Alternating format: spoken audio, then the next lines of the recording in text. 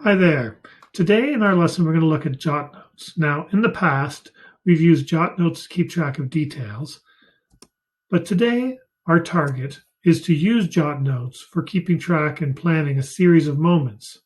So we're going to use these jot notes to start our piece of writing. Now, the piece of writing we're going to be working on is called a choose your own adventure.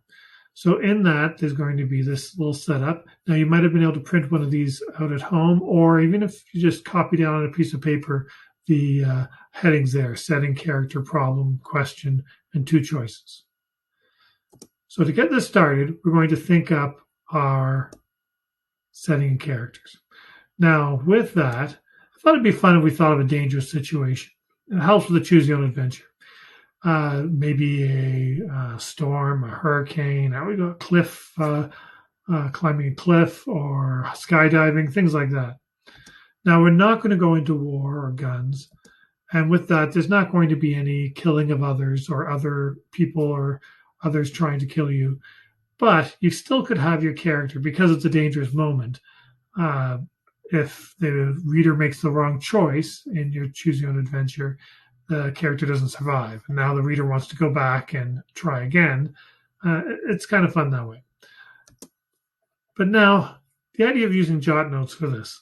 The jot notes are simple thoughts. Just get the simple thought down. Some hints for that is, remember that you can change this later. You do not need to get the exact detail down. You're not going to write a full sentence, no capitals, periods. Just get the idea down. Now, one thing I find when I'm trying to think of ideas is I often worry about getting it right. So I might be in my head thinking, okay, I don't know where it's going to be. I don't know who's in it. I don't know what's going to happen. But that's the problem. That is trying to know the right idea. There is no knowing of the right idea. You're creating it. So it's not about remembering or getting it right. It's just create it. Just try it. Okay. So with that, I have to think of setting in a character. Now, remember, it's not going no war, guns, and I know I'm hiding the rest of it, but there's no killing of others or others trying to kill you.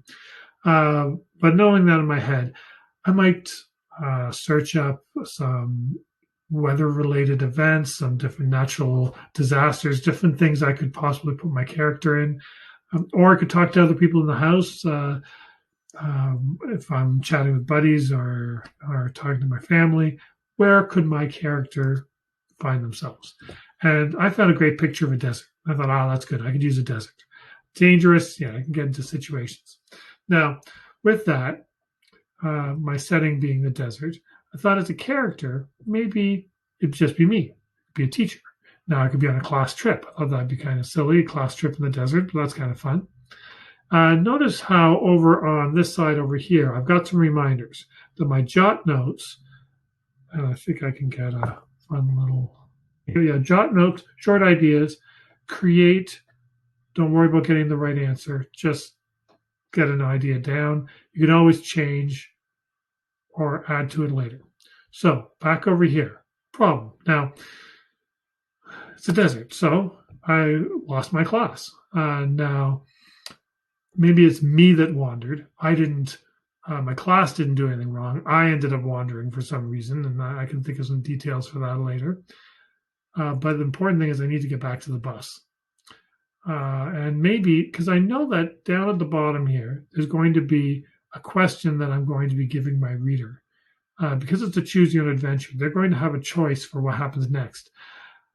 So I'm going to put in, maybe I see a pond in the distance. Now, don't tell anyone. It's going to be a mirage, but the character doesn't know that yet. My character thinks they see a pond. So that creates a question. What should I do next?